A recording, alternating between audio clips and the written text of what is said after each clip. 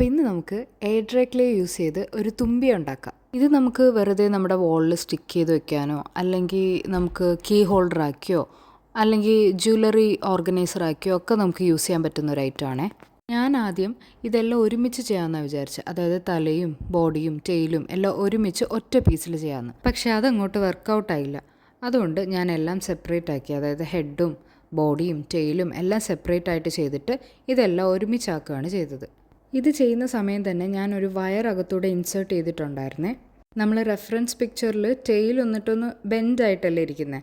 അപ്പോൾ അതിനൊരു സ്ട്രെങ്ത് കൊടുക്കാൻ വേണ്ടിയിട്ടാണ് ഞാൻ അങ്ങനെ ചെയ്തത്. അപ്പോൾ അതിനുശേഷം ഞാൻ ചിറകാണ് ചെയ്തത്. ചിറകും ഇതുപോലെ തന്നെ 4 പീസായിട്ട് ചെയ്തിട്ട് ഇതെല്ലാം കൂടെ ഒരുമിച്ച് ആ ബോഡിയിൽ അറ്റാച്ച് ചെയ്ത് കൊടുക്കുകയാണ് ചെയ്തത്.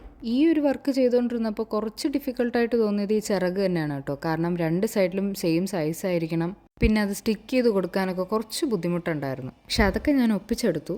പിന്നെ അത് ഇതുപോലെ ഒന്ന് ഡീറ്റെയിൽ ചെയ്ത് കൊടുക്കണം. അതിനുശേഷം നമുക്ക് ഡ്രൈ ചെയ്യാൻ വയ്ക്കാം. ഡ്രൈ ചെയ്തിട്ട് നമുക്കിതുപോലെ പെയിൻറ്റ് ചെയ്യാം. ഞാൻ പെയിൻറ്റ് ചെയ്യുന്ന വീഡിയോ എടുത്തില്ല, മറന്നുപോയി. ഇനി ഒരു ഗ്ലോസി എഫക്റ്റ് കിട്ടാൻ വേണ്ടി ഞാനൊരു വാർണിഷ് അടിച്ചു കൊടുക്കുന്നുണ്ട്. നിങ്ങളുടെ കയ്യിൽ വാർണിഷ് ഇല്ലയെന്നുണ്ടെങ്കിൽ നിങ്ങൾക്ക് ഫെവിക്കോൾ യൂസ് ചെയ്യാം. ഞാൻ മുന്നേ ഒരു ക്ലേ കലണ്ടർ ചെയ്തിട്ടുണ്ടായിരുന്നു. അപ്പോൾ അതിന് ഞാൻ ഫെവിക്കോളാണ് യൂസ് ചെയ്തത്. അതൊരു ഗ്ലോസി എഫക്റ്റ് തരില്ലെങ്കിലും ഒരു ഷൈൻ കിട്ടാൻ ഹെൽപ്പ് ചെയ്യും. അപ്പോൾ എങ്ങനെയുണ്ട് നമ്മുടെ ഡ്രാഗൺ ഫ്ലൈ? ഇഷ്ടപ്പെട്ടോ?